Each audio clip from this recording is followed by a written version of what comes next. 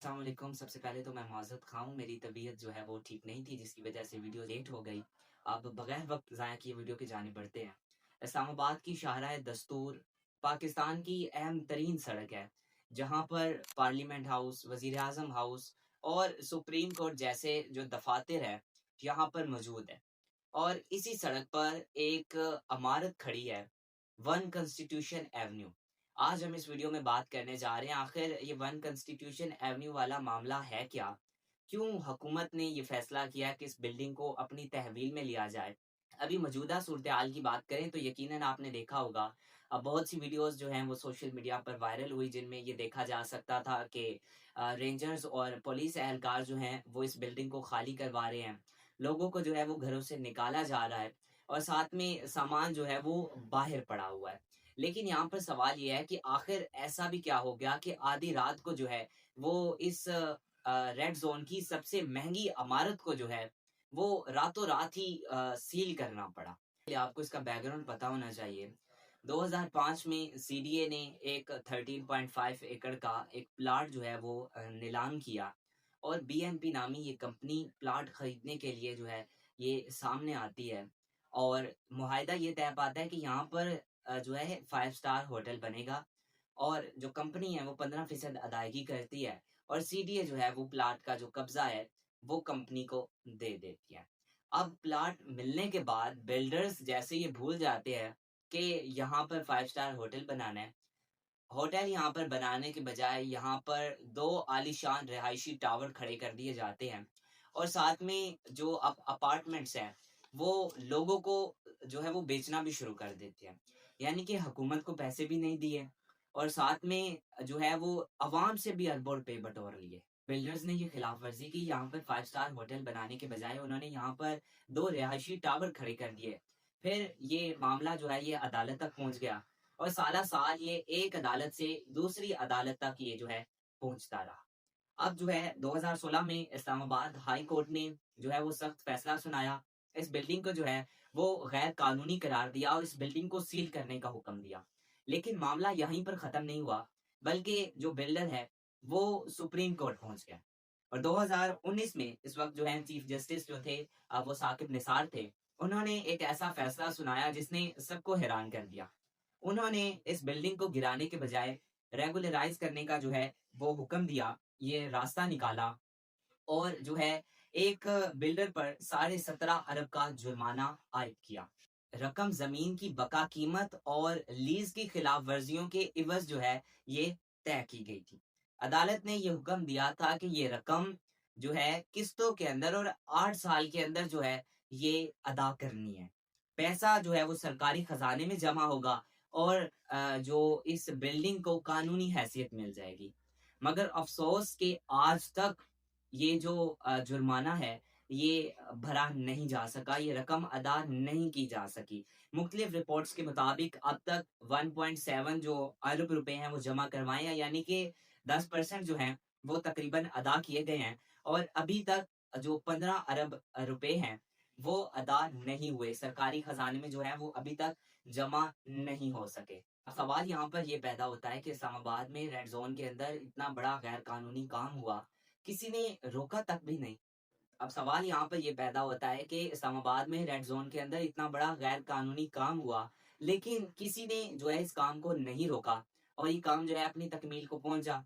अब मुख्तलिफ सहाफ़ियों की जानिब से ये कहा जा रहा है कि ये इस काम को जो है ये मुकम्मल हुआ, ये बिल्डिंग बनी, इस काम को नहीं रोका गया। उसकी जो वजह है, इसका जो राज है, वो उन नामों के अंदर छुपा है जिन्होंने इस बिल्डिंग में अपार्टमेंट जो है वो खरीदे।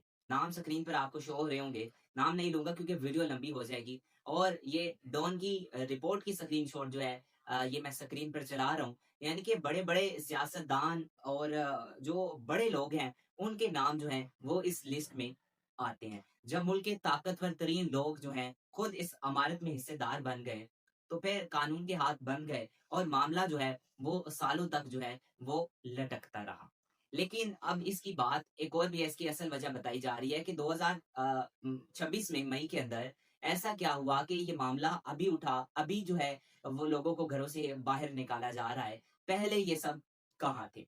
अब बताया जा रहा है कि حال ہی میں جو اسلام آباد کے اندر عالمی جو ہے مذاکرات ہو رہے تھے، اس وقت سیکیورٹی ایجنسیز نے اس بلڈنگ کو جو ہے وہ سیکیورٹی رسک قرار دیا، کیونکہ وزیر اعظم ہاؤس بھی یہاں پر ہے اور پارلیمنٹ بھی ہے، سپریم کورٹ بھی ہے، یعنی کہ تمام حساس جو دفاتر ہے وہ یہاں پر موجود ہے، اس بلڈنگ سے دیکھا جا سکتا ہے۔ اور سیرینا ہوٹل جہاں پر یہ عالمی مذاکرات ہو رہے تھے وہ بھی اس بلڈنگ کے بالکل سامنے ہے۔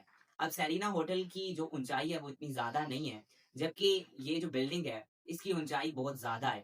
ون کنسٹیٹیوشن ایونیو کی جو اونچائی ہے وہ 20 منزلوں سے بھی جو ہے وہ زیادہ ہے، اور اسی وجہ سے ہم ون کنسٹیٹیوشن ایونیو سے اگر دیکھیں تو سیرینا ہوٹل کا صحن اور جو احاطہ ہے سوئمنگ پول والا، اور اس کے علاوہ جو وہاں آنے جانے والا جو وی آئی پی وفود کا جو رستہ ہے وہ بھی جو ہے وہ براہ راست دیکھا جا سکتا ہے، ڈائریکٹ ویو آتا ہے۔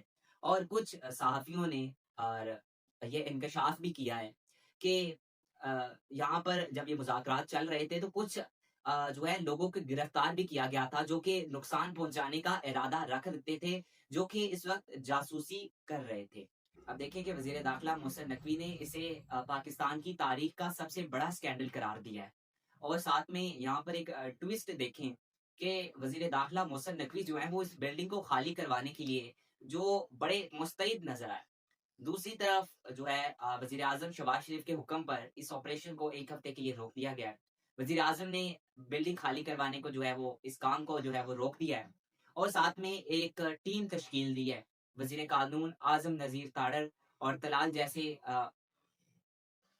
ایک ٹیم تشکیل دی ہے، وزیر قانون اعظم نذیر تاڑر جو ہیں اور ساتھ میں طلال چودھری جیسے لوگ جو ہیں وہ اس ٹیم میں شامل ہیں۔ اب کمیٹی یہ دیکھے گی کہ عدالت عظمیٰ نے یہ فیصلہ جو کیا تھا اس بلڈنگ کو گرانے کے بجائے، بلکہ جو ہے وہ جرمانہ عائد کیا تھا اور اس بلڈنگ کو چھوڑ دیا تھا۔ اب کمیٹی یہ دیکھے گی کہ گورنمنٹ کے پاس، حکومت کے پاس کیا ایسا کوئی قانون موجود ہے، ایسا حق ہے کہ اس بلڈنگ کو جو ہے وہ سیز کر کے یہاں پر جو ہے ایک سرکاری ہوٹل میں بدل سکے، تاکہ جو بلڈر ہیں وہ دوبارہ عدالت سے جو ہے وہ سٹے نہ لے آئے۔ اور اس بلڈنگ کے اس کے علاوہ جو ہے اس بلڈنگ میں بڑے نام تو شامل تھے، لیکن کچھ ایسے بھی لوگ تھے جنہوں نے اپنی زندگی بھر کی کمائی جو ہے وہ اس بلڈنگ میں جو ہے وہ لگا دی، اور یہاں سے جو اپارٹمنٹس ہیں، فلیٹس وغیرہ جو ہیں وہ یہاں سے خریدے، اپنی زندگی بھر کی کمائی جو ہے وہ یہاں پر لگا دی۔